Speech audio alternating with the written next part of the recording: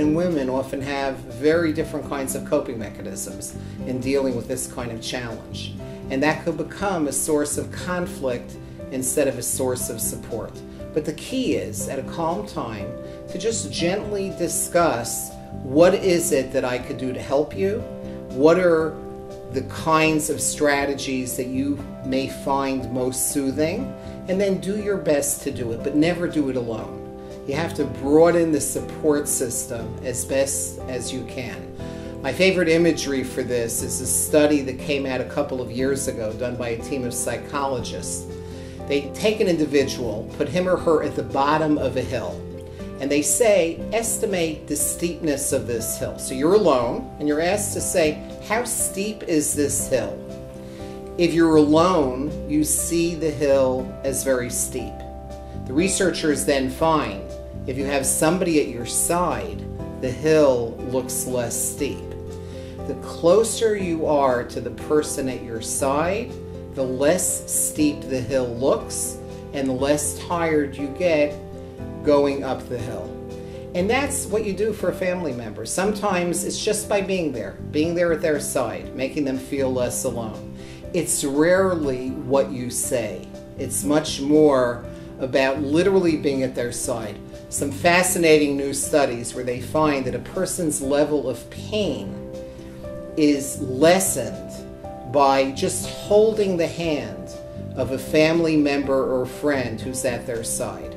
Their whole psychological experience and even their medical experience is transformed by that sense of connection and that sense of support.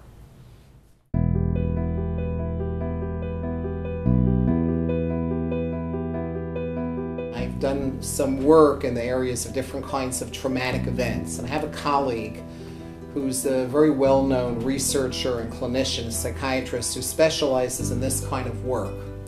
He was once very excited when we were working on a paper together because he showed me the study of the brain functioning of one of his patients who was dealing with the trauma of being caught in the stairwell of the World Trade Center on 9/11. And now we have the technology that with fMRIs, we can look exactly what the brain looks like, in this case, at the moment that this patient of my colleague was reliving the worst moment of his life. He was having a flashback to those moments when he thought his life was over. What was fascinating, when you look at what does the brain look like when it's experiencing its worst moment, it's the language centers are shut down.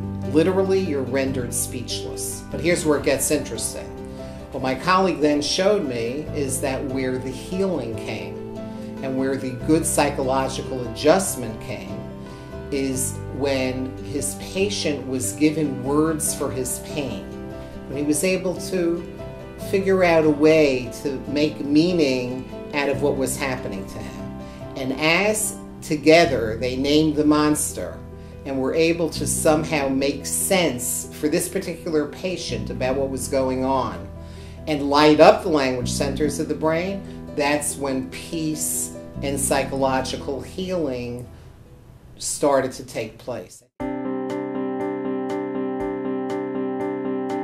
Family members often underestimate the power of just being there. Some research shows that as long as a sick person has just one person who they could wake up at 3 in the morning to talk about their darkest fears, that's one of the major predictors of resilience. Also recognize that just because something works well for you, it doesn't mean it's going to be what works best for your sick family member. So give them space to use whatever coping strategies works best for them.